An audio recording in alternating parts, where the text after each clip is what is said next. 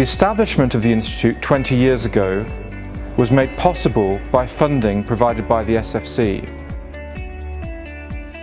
Our institute was set up by Tim Nicholson, who was with UK Security Institute at that time, and so we had a sort of natural affiliation or a drive to make sure other organizations of similar calling would recognize us. It's just a matter of unifying the industry, and I think ultimately there was the SFO was in discussion, and this would help to set up the competency standard for under the SFO. Our membership is really very wide-ranging, covering the whole spectrum of the industry.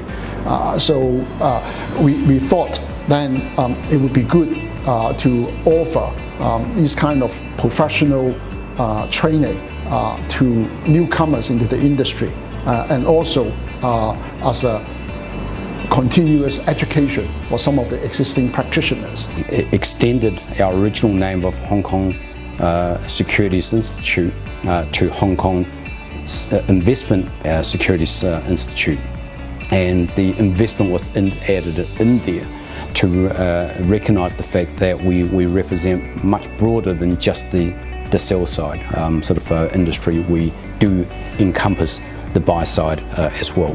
It was a new beginning for us. I mean, we had been up in the I think our old offices for at least 15, 16 years. We had gone through a couple of shrinkage of the offices as we had to cut the expenses, and basically, it was just we just threw things together. So I think this gave the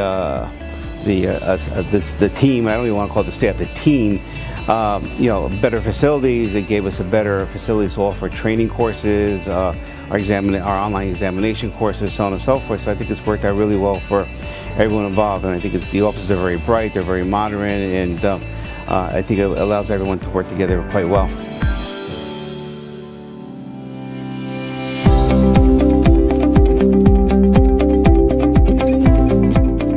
CEPA was first introduced in 2003, and then we were the first institute, I believe, to actually have a partnership with the mainland regulators to have mutual administration, mutual arrangement for exam administration.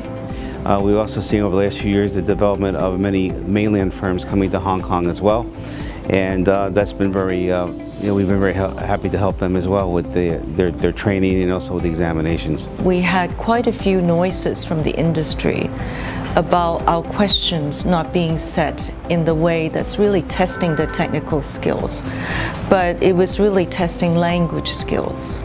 So that was also something we had to react to very quickly. Some of the members suggested that we should really make the exam more accessible. And based on that idea, we decided that we should introduce a computer-based program. And in doing so, we actually had to expand the question bank quite substantially. And we bit the bullet, and we went through about 8,000 questions in a record time of about 8 months.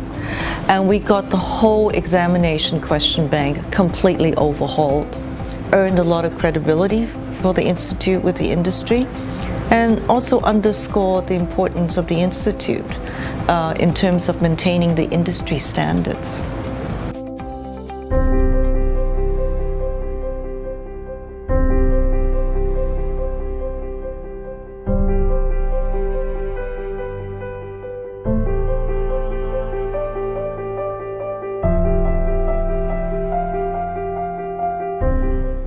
I became chairman right after the global financial crisis, and the examination enrollment numbers fell by about 50%. And I remember looking at the financials and I thought, what are we going to do now? Saw 67,000 plus people who took the license examination that year. By 2011 and 12, those numbers had dropped to below 20,000. So that puts it into context in terms of how severe the slowdown had been. We tried to put more emphasis on training, and we even tried to rent out our conference room so that we could earn a few more dollars. But inevitably, of course, we also had to cut back some of the staff benefits as well. So I really have to thank the staff and also the then CE SF Wong because they all put tremendous effort into getting the Institute through this very tough period of time.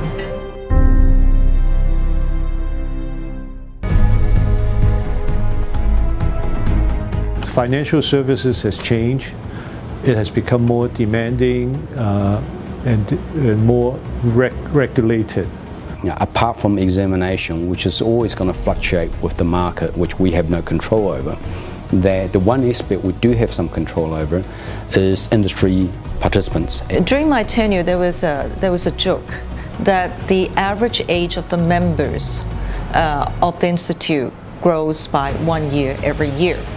Meaning basically it's the same members and we're all just getting older by 1 year. And since then, I know there have been various initiatives in terms of attracting young members, and I think it's tremendously important. Young people, I think, are very, very curious, but they're also very well organized and very focused. When I first started, they didn't have email. We had voicemail, you know. So, no, email, now we have social media, we have WhatsApp, WeChat, all this type of stuff, which that's what the young people use. So we have to really, we don't do what I use. We need to figure out what the young people need. They're the young practitioners in the industry. You know, many young people don't know the difference between wealth management and asset management. So actually talking to people who are working in the industry, they can really get a feel for what it's like and whether that is what they want to do or whether there's another role within the industry that is more suited to them. So we embarked on a number of initiatives to try and reach out to the younger generation. In 2016, we launched the Young Professionals Club, and this is basically a forum, a community for our members who are 40 years old and younger. And the idea is to help, in particular, young people who are just starting out in the industry, or people who want to know more about career options in the industry. So the mentoring program was a very good way of utilising some of the resources in our broader membership, people with great experience, to then share that and to counsel the younger members, help them into their first job or to give them career advice. At HKSI, we have a wealth of seasoned and mature members who are willing to give their time to help younger people.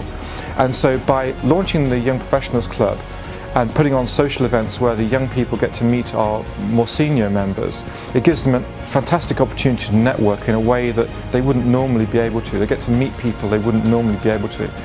And so they instantly can get access to leaders in the industry. But we're going to an area now of fintech. We're going to an area of artificial intelligence, and I think we're going to have to kind of go with the flow. That's why I think this training platform for us is so important for us. Use time which is convenient to them rather than burn part of their day sitting in a classroom. So I think it's going to really change the way we deliver our products as well. The advanced learning platform which we've just launched is going to be the future of how we deliver our courses and educational offerings to the market, especially for young people. Accept the terms of the working environment, then joining HKSI would definitely help them move forward.